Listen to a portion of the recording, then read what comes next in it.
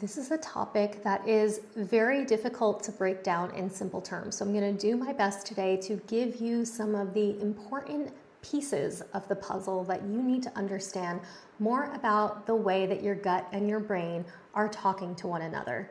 And this is important because if you struggle with symptoms like brain fog, mood imbalances, anxiety, low energy, trouble with cognition or focus, these can all be influenced by the gut.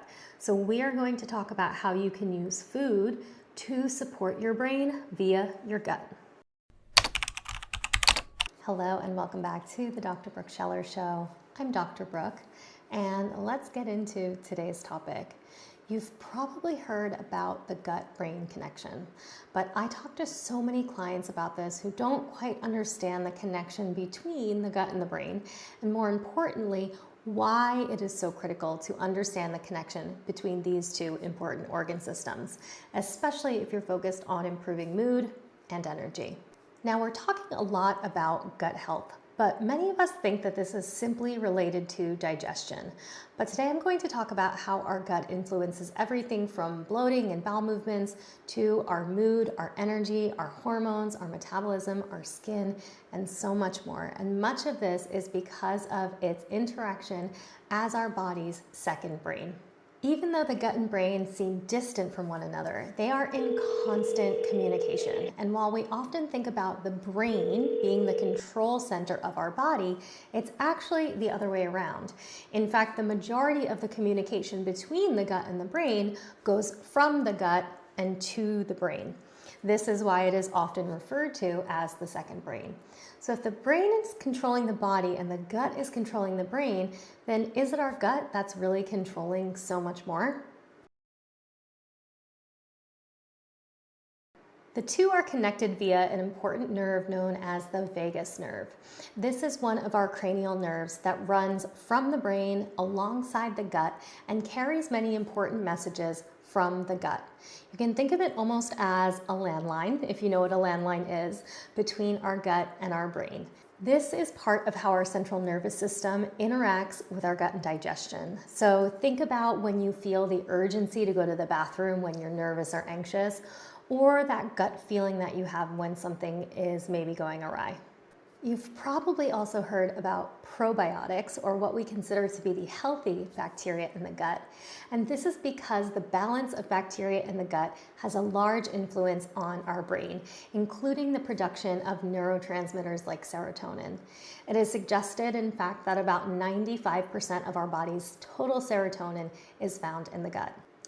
The microbiome and the bacteria in the gut also help to produce short-chain fatty acids, also known as SCFAs, and these provide nutrition for our gut lining and the health of our immune system.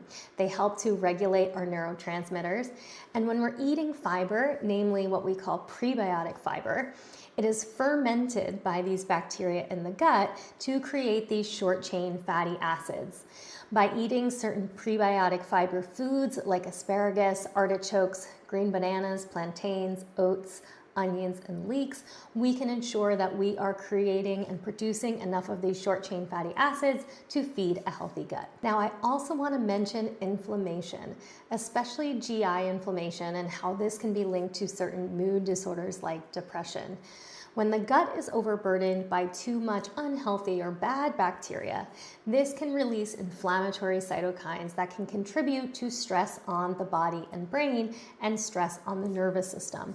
So if we have an unhealthy balance of bacteria in our gut, this can actually create a cycle that creates more mood disorders or more mood imbalances. It can influence our energy, it can make us feel a little sluggish or unable to focus, and this is something that we need to consider when we're thinking about our gut. Now, your poops and your bowel habits can often tell you a lot about your digestion. I often reference the Bristol Stool Chart as a great way for you to tell if your bowel movements are quote-unquote normal or if there's some work to be done. For example, if you have a poor diet, a lack of fiber, dehydration, this can cause changes in stools that can sometimes look like constipation or looser bowel movements like diarrhea. Sometimes when we see things like diarrhea or more of these loose or watery stools, that can also be an indication of inflammation. Now, if you want to learn more about your own gut, performing a functional stool test is a great way to do this.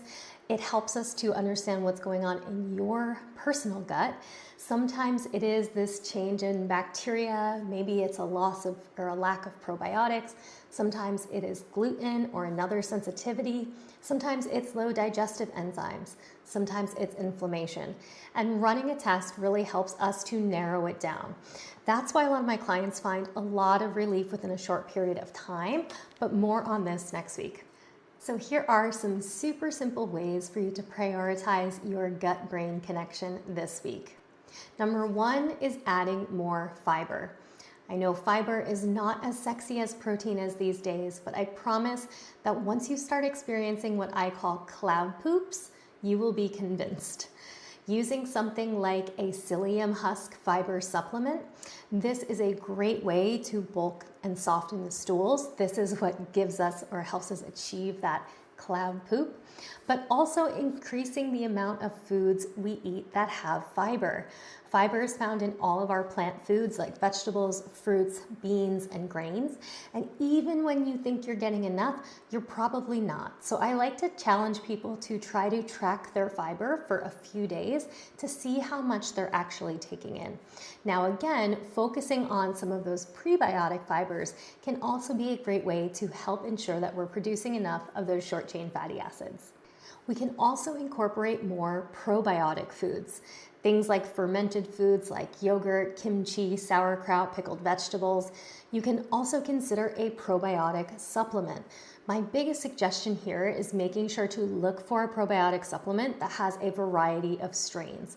More variety equals more better when it comes to our gut. It's also helpful to start to identify foods that are potential irritants. If there are things like dairy or gluten that are contributing to imbalances in digestion or inflammation, removing these and starting to identify patterns can be a great way to help manage your gut and therefore support your brain. And I want to talk about alcohol. This is a highly, highly disruptive substance to our microbiome, to the lining of our gut, and consuming alcohol can be a huge contributor to things like inflammation or these changes within the gut that influence the brain. We'll talk more on removing alcohol next week to support your digestive health, so head back next week for more on that topic. I also want to remind you about my brand new Regulate method. Because the food that we put into our body has a direct influence on how our gut works and therefore our brain, Regulate will teach you how to eat to soothe your brain and your nervous system. My Regulate method is launching on Friday, February 27th, so check out the link in the show notes to get more details on that. And don't forget to like and subscribe to the show, and I'll see you next week.